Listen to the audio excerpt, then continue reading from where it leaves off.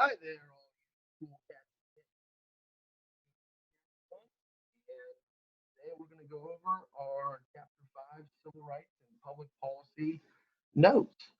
The big takeaway from this chapter, and next week, the one foundation document that we still have to get to that is required, and you probably could see on May 11th, is Martin Luther King's letter from a Birmingham jail.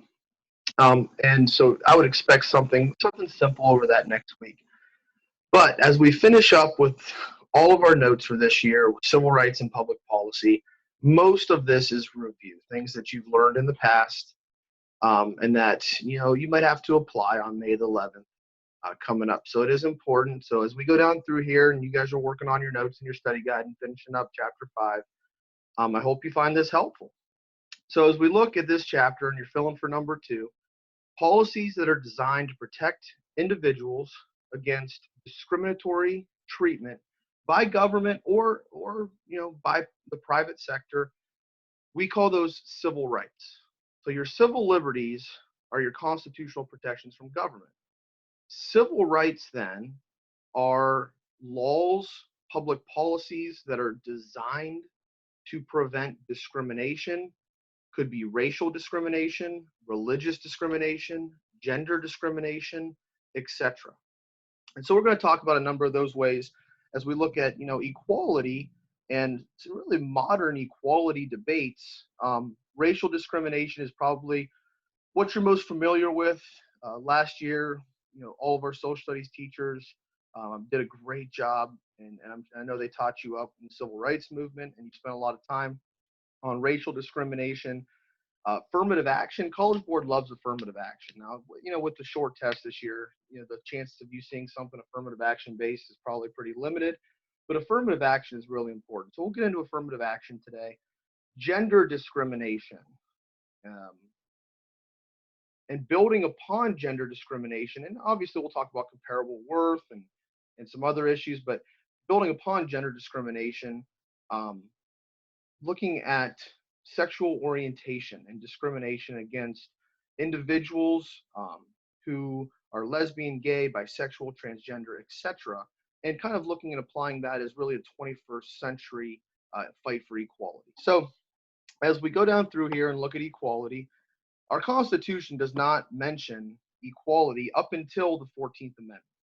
All right, the Bill of Rights doesn't mention equality. Obviously, it does imply equality. However, the first and only time that we see the word equality used in the Constitution is in the 14th Amendment, and that's your fill-in for Roman numeral number 4, due process, equal protection under the law, citizenship clause. That's the 14th Amendment. And we know, and what you guys have really been working on to establish is that the 14th Amendment, it expands equality, due process, and it specifically mentions that the state cannot violate those things. And as we know, the 14th Amendment through selective incorporation is that bridge that does connect our Bill of Rights. When we're looking specifically at equality, states, as well as the federal government, has to ensure what we call the Equal Protection Clause. And that's your fill-in for Roman numeral number 5. Laws have to be applied equally. Laws cannot be favorable to one particular person, individual, race, gender, etc. That we have this equal protection, your life, liberty, property, those natural rights for all. And so as we look at the Equal Protection Clause, the Equal Protection Clause is used today in our courts, probably just as much as in the 21st century, just as much as any other part of our Constitution or our amendments, if not far more. The Equal Protection Clause is very important as it lays a foundation for your constitutional protections against discrimination. And today we look at those protections, and those could be religious protections. They could be employment protections, obviously gender protections. And so the Equal Protection Clause of the 14th Amendment is just incredibly monumental and so valuable in the application of your civil rights. So as we kind of break down and kind of go through these notes today, it won't take us very long. We do look at some eras of different groups of individuals who have fought hard to achieve equal protection under the law have really fought hard to expand their own civil rights. And obviously, where we start is going to be racial based. And we look at the Civil War, the 13th Amendment, the end of slavery, um, the abolition of slavery, and then for the better part of the next century, African Americans working to achieve equality, to achieve protections against discrimination. And so this, again, you guys do such a great job here. This is all review based. Number 3, we know that there was a monumental case, and it's not a required case, so it's not, it's not something you need to really hone in on, but there was a monumental case where the Supreme Court of the United States will rule that slaves are not citizens, thus have no standing to sue. And for number 3, we know that case is Dred Scott versus Sanford. And as we look at the Dred Scott case, the importance that Dred Scott played, it would lay the precedent that slaves, African Americans at that time, whether free or not, are not American citizens. Now that is going to change as we move forward here with the 13th, 14th, and then obviously the 15th Amendments. So as we look at number 5, we know that the 13th Amendment is going to forbid, abolish the institution of slavery, as well as involuntary servitude. And so we call 13, 14, and 15 our Reconstruction Amendments, and the 14th Amendment is used today for everything. But the primary purpose of 13, 14, and 15 were to end slavery. And then we look at and that's the 13th Amendment. The 14th Amendment with our 3 clauses, now put this into perspective at that time, in the 19th century, the citizenship clause will now present the ability for former slaves who are now free individuals to be citizens of this country, because the citizenship clause tells us that if you are born in the United States of America, that you are a citizen of this country. Excuse me, my 2-year-old right now is bringing me Easter candy to open for her. Say hi, Emma. Hi. Okay, can you go back to play with your sister? Yeah. Thank you. Go eat your Easter candy. Okay. Okay. So the 14th Amendment Citizenship Clause is going to create a pathway for former slaves who are now free individuals in this country to be citizens of this country. And then the Due Process Clause, the Due Process Clause is already laid out in the foundation of the Fifth Amendment, is going to specifically tell states you cannot violate the due process of the citizens of your state, which now include former slaves and African Americans. And then finally, that Equal Protection Clause is going to ensure that states do not purposely discriminate, that everyone is equal under the law. And so as we go through your fill-ins, we know that this is Dred Scott. We know that this is the 13th Amendment. However, we also know that after slavery was abolished, mainly southern states developed state or local government laws to discriminate against African Americans, to disenfranchise African Americans. And that racism and discrimination and prejudice is so deeply rooted in southern states, in certain areas of southern states. So we call these Jim Crow laws, and I know you guys know that. And then number 5, the court case that will rule that separate but equal is constitutional is Plessy versus Ferguson. And we know that Plessy versus Ferguson is going to be then overturned in a monumental decision. And in my opinion, one of the most important court cases and decisions that our court has ever laid out. And the precedent that set is Brown versus the Board of Education. And Brown's going to use the 14th Amendment. Brown is going to use the Equal Protection Clause. And I know you guys research Brown. I know you understand Brown. And part of that majority opinion of Brown, which demonstrates and tells us that segregation is inherently unequal. And the Supreme Court and Chief Justice Earl Warren in that Supreme Court just lays the foundation that no, segregation, separate but equal, violates African Americans' 14th Amendment protections. However, after Brown, which is in 1954, After the Brown decision, I'm sorry, yeah, 1954. After the Brown decision, states, the Supreme Court, guys, and you guys understand this, and we talked a little bit about it yesterday. Their decisions are not self-implementing, and other parts of government have to implement those decisions. And Congress took it upon themselves to force states to work to end discrimination, specifically southern states to work to end discrimination. And so as we go down through here, this is where we start getting into the Civil Rights Acts. And there's been numerous Civil Rights Acts. Many of this, much of this public policy that's going to be enacted in the 60s is largely due to the civil rights movement. The importance that men, women across this country played in really pushing government to address the inequalities amongst our American population. And so next week you're going to get into, and I know many of you have already read it, and you're not going to read the whole thing, just some excerpts from it.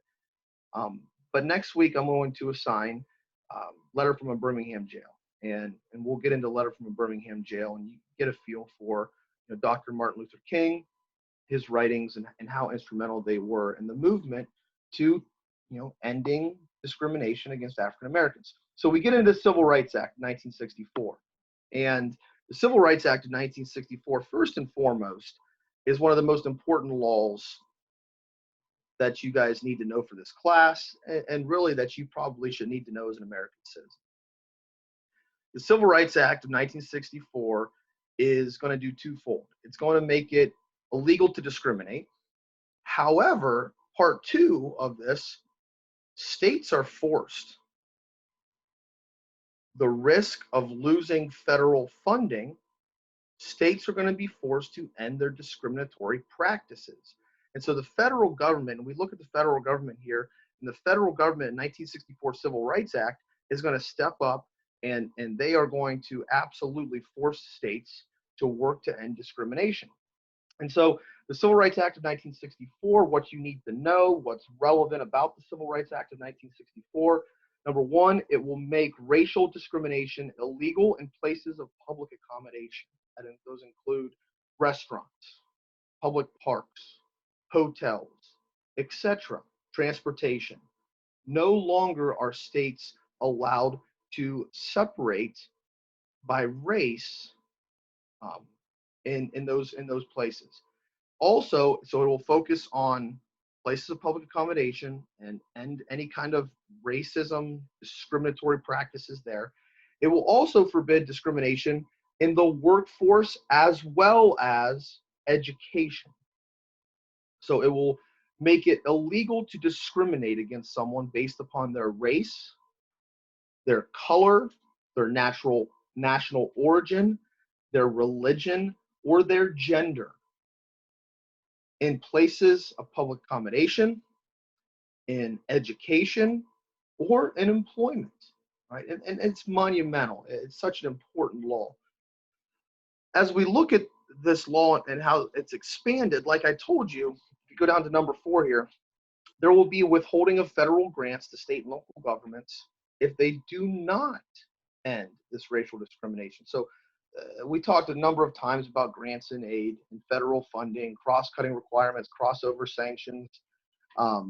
There's always strings attached with federal funding. And today, one of the major strings attached is that states cannot discriminate. And if states discriminate, they will lose federal funding. It will create what's called the EEOC. And I know we've talked about this, the Equal Employment Opportunity Commission. It's a regulatory agency. And their primary purpose is to monitor our workforce, to ensure that decisions for hiring, firing, promotions in our private sector are not done on the basis of race, or I should say, gender, religion, all of the above that is protected under that Civil Rights Act of 1964. So this law also allowed the U.S. Justice Department to initiate any lawsuits to desegregate public facilities that were not abiding by this law. So 1964 Civil Rights Act, so important, so many pieces and parts to this puzzle to end legalized discrimination and segregation and prejudice. It was such an important piece of legislation. We know that a current battle in the Supreme Court, the 1964 Civil Rights Act made it illegal to discriminate against someone at work and employment. You cannot fire someone based upon their race. You cannot deny a promotion based upon their gender. But what about sexual orientation or sexual identity? Can you refuse to hire someone because they are gay or because they are transgender?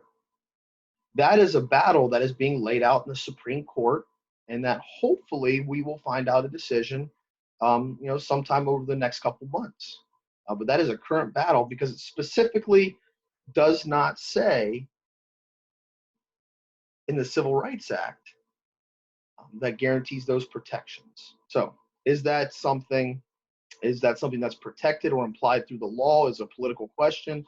We're going to find out the court's decision hopefully before summer.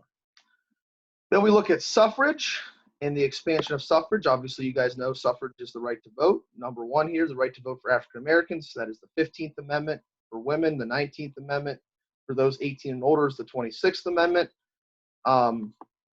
We know that as we look at Jim Crow and disenfranchising African Americans, a number of methods were used, such as literacy tests and grandfather clauses, poll taxes. We know that poll taxes were abolished by the 24th Amendment, and that's your fill-in for number one right here, 24th Amendment.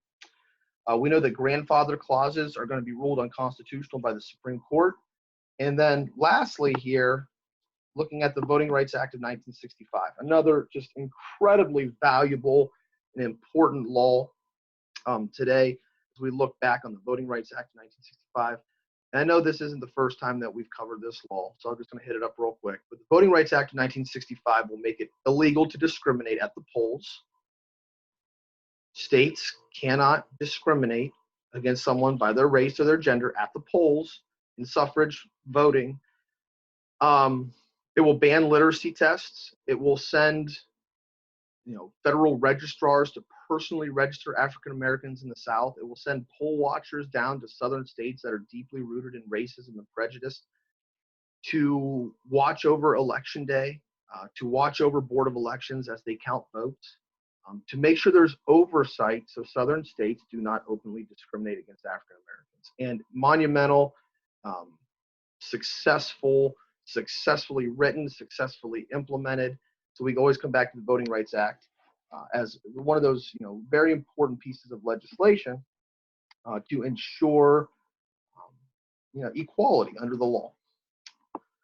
Other groups, obviously Native Americans, the oldest minority group in this country, also has been one of the most discriminated groups, for a long, long time. One of the current areas that we look at is, current waves of discrimination or more recent waves of discrimination on Hispanic Americans, legal versus illegal immigration.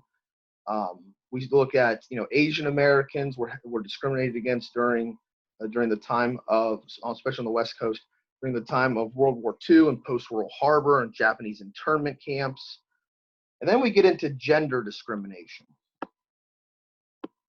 And gender discrimination, and number one here, this case is called Reed v. Reed. I touched base on it a little bit yesterday in our Zoom meeting, but for a long time, and in large part, still fighting the battle between men and women in different areas.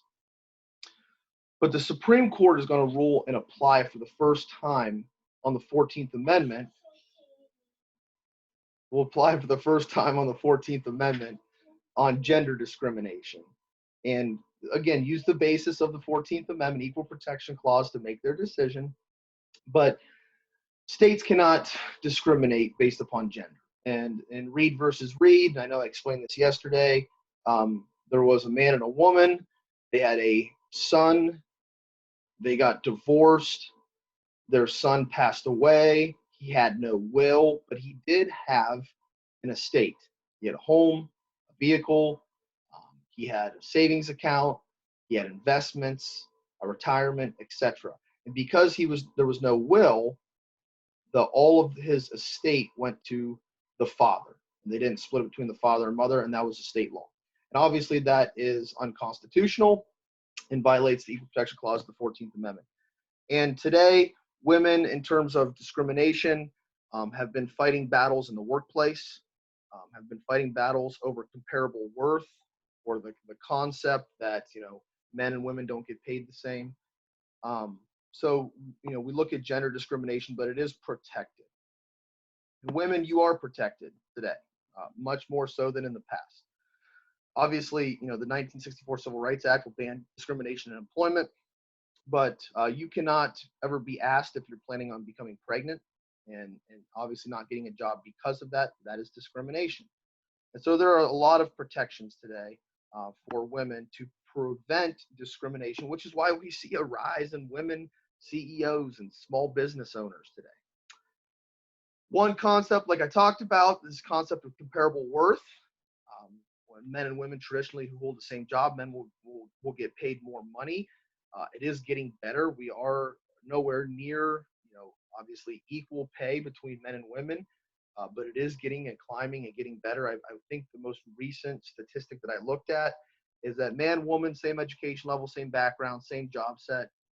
Women tend to make, I think, mid 80s, 85, 86% of what a man. People with disabilities are protected. They are protected through the Americans with Disabilities Act. We know that we've talked about the Americans with Disabilities Act as an unfunded mandate. That Americans with Disabilities Act protects people with disabilities in restaurants and places of public accommodation to make sure they're handicap accessible. It also protects those with a physical handicap in terms of employment. You cannot discriminate in employment against people with disabilities. So very important law. Gay and lesbian rights, and again, I to be honest with everyone here who are going to tune into this, this is really where the 21st century battle for equality is taking place. And a couple important cases in the fight for equality for those who are gay, or those who are bisexual, or those who are transgender, has been Lawrence versus Texas. And Lawrence versus Texas, the Supreme Court is going to rule that a state cannot make it illegal for two same-sex individuals to engage in a physical relationship. And obviously in Texas, that was illegal, and that state law was ruled unconstitutional and a violation of the 14th Amendment. And then the monumental case that took place, Obergefell versus Hodges, and most of you are familiar with the outcome of the case, maybe not the case itself, but the outcome of the case. And in Obergefell case, this is the Supreme Court case that will lay the foundation to allow same-sex individuals to enter into a marriage. Now, marriage is a number of things to people, but the actual civil relationship recognized by government, right?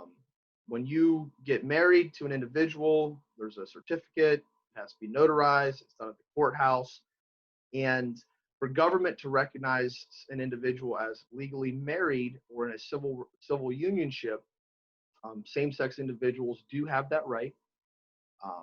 States cannot forbid that, as it was a violation of the 14th Amendment. And then our last discussion here. And like I said, College Board really does like this concept. And so I would not be shocked if within your argumentative essay, you had to write about Dr. Martin Luther King and apply it with affirmative action programs. So affirmative action, and this is really hone in here, this is really important. Affirmative action is the concept, government policies. They can be state policies or federal policies that come from government, but it is government policies that are going to create an advantageous situation for individuals who were previously discriminated. Affirmative action is the belief that government should redress past discrimination by creating opportunities for individuals in education as well as employment. So affirmative action is a concept. It's public policy that is designed to create um, academic opportunities and employment opportunities for men and women who have previously been discriminated against. And so the concept really focuses on African Americans and women. And historically, both groups have experienced prejudice, have experienced racism, have experienced discrimination, have been told they cannot be employed, have been told they cannot attend this school or this university. So what affirmative action is, it's government programs, it's public policy. They're laws that are designed to make a level playing field. All right. And that's what they are. They're designed. We talked about, affirmative action programs. We talked about, federal grants. Today, for the federal government gives a grant to the state of Ohio for a new highway, or to go through and update numerous bridges. The private companies that are hired that are going to use that federal grant money to pay their employees to complete the project, they have to meet requirements for gender and have to meet requirements for minority groups that are employed on those projects. That's part of affirmative action. Affirmative action, a lot of times, is seen in education at secondary levels, universities, colleges, that are encouraged to accept more minority students. All right, so that's the concept behind affirmative action. Couple just fill-ins here. They're not super important as we go down through here. But letter E, this is it's called Regents versus Bake, Bakke. And when I say Regents, what I mean is the University of California Board of Regents. So it's basically the board that oversees the university. But a couple important cases, I guess, that are pretty relevant today, actually, to many students. Letter E, in Regents versus Bake, what was going on was the university had a med school program, and the med school program accepted only a certain number of students every single year, and a certain percentage of those students had to be a minority student. Well, an individual understood this, had better qualifications to be accepted into the medical school program, and that individual found out that minority students were accepted and had worse qualifications, so he sued, claiming that it violated his 14th Amendment rights. And what's going to come out of this case is quota systems are unconstitutional. And the Supreme Court is going to suggest that universities can use race as a criteria for acceptance, but it cannot be the sole purpose for accepting someone. And then building on that, letter H is going to be Gratz, Gratz versus Bollinger, Bollinger. Same concept. University of Michigan now is the University of Michigan is in their admittance program is going to use a point system where, your ACT, SAT score is going to be worth so many points. Your high school GPA is going to be worth so many points, and all of those things. And minority students were being awarded points, 20 of the 100 necessary points for admission, for being minority students. Again, that's the concept behind affirmative action. And in Gratz versus Bollinger, the Supreme Court will rule that the point system that's used is unconstitutional. It violates the 14th Amendment Equal Protection Clause, and that race was being used as too much of a criteria. So today, one more time, universities can use race as a criteria, but it cannot be the sole factor. And in Gratz versus Bollinger, it was too much. They were placing too much on race and not enough on academics. But affirmative action, some people believe it's reverse discrimination. But affirmative action is they're government policies, and whether that comes from the bureaucracy or whether that comes through Congress, but they're government policies that are redressing past discrimination, trying to make up for it, to encourage more businesses and more universities to reach out to women and minorities. Okay, ladies and gentlemen, we are officially done with content for this school year. You guys have done a great job. I'm very proud of you. We're going to start review next week, and really the only thing outside of review next week that you're going to get from me, assignment you're going to get from me next week is going to be something over the letter from a Birmingham jail. So good to see all of you yesterday. Let's gear up. We got 3 weeks to take this test, and then we'll get rolling. So thanks. If you have any questions, you can stop or reach out to me, send me an email. Have a great weekend.